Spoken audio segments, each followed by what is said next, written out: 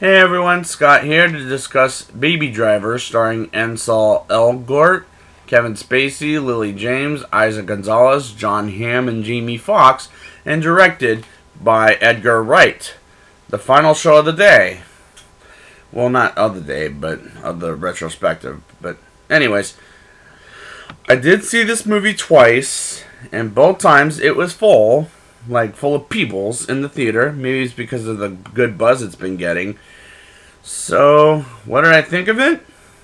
Let's get into it. I love the soundtrack of this movie, especially the remixes. It is fantastic. Like, especially how they just play them, like, especially at the end of the credits. So, yeah, it's great.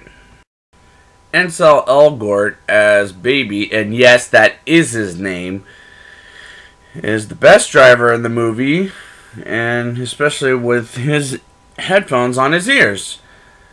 And I love his introduction when he's singing in the car while a bank robbery is going on.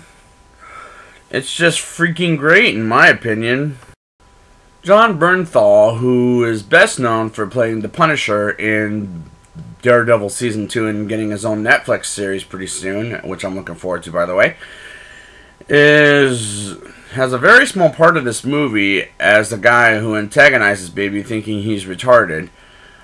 And I like this character, and I love the hell out of his toughness, by the way, folks.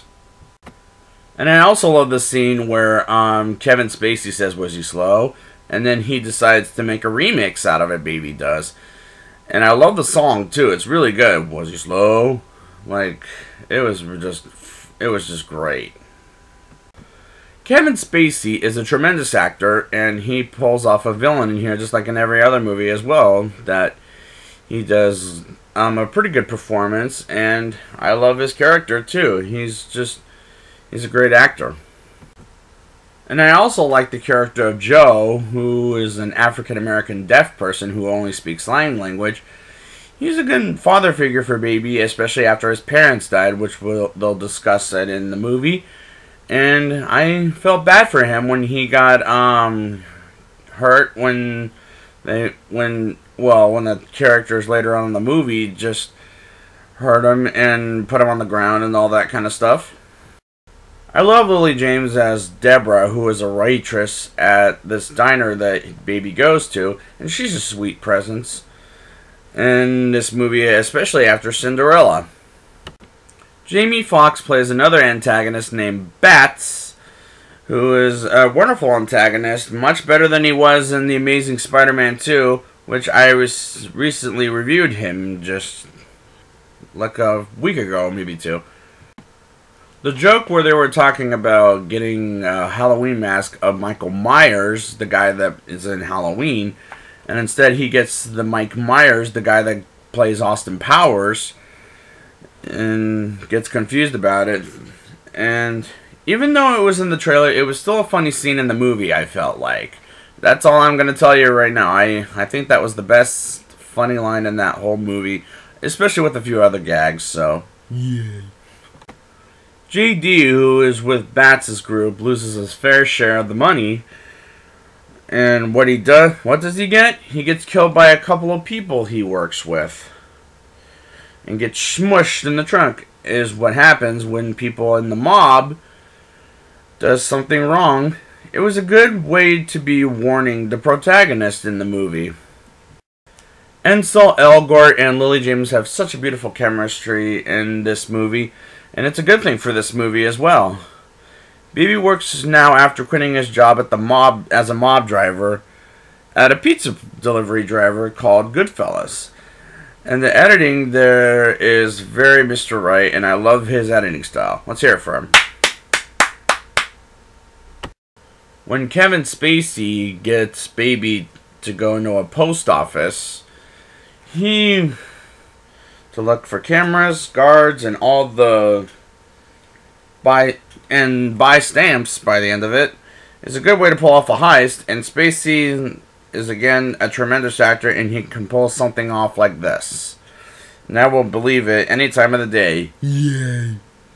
John Hamm and Isaac Gonzalez are a married couple, And they pull that off very well, especially when they both do the robberies very well together. Bats kind of messes up the plan that they all had together for 3 reasons, by the way, folks. 1, he grabs and steals a bunch of gum. Then he starts to shoot people. That's number 2. When they're getting weapons for a heist the next day. And 3, he makes Baby stop at the diner his girlfriend works at and almost ends angrily and endangers her. I meant to say, excuse me. And that scene starts. I was like, oh shit, Baby's fucked. If they find out who Deborah is, and she'll get killed, and that's a sick feeling in my stomach, because I was scared for Baby at this point. They eventually find out what Baby is up to, as far as he doesn't want to do anything with the robbers, and they go after him, and Deborah and lets Monica die out of the blue. Now John Hamm wants vengeance, and Bats is dead, and the movie gets chaotic by the end of the movie. I feel very bad for Joe because he got hurt and he's crippled. And that was sad. We last see him on the ground, and the good news is he's staying at a place where all the elderly stay before they pass away, which I don't remember the name, so bear with me. The final chaotic action sequence where Kevin Spacey gets killed not by Baby but by John Hamm was very epic. Baby, after killing John Hamm, takes off on the road, and Baby gets arrested, not in that scene, but on a bridge, and he goes to prison on a parole for 5 years, and then we see Deborah waiting for him after all this time. It's a very nice way to end the movie, by the way, folks.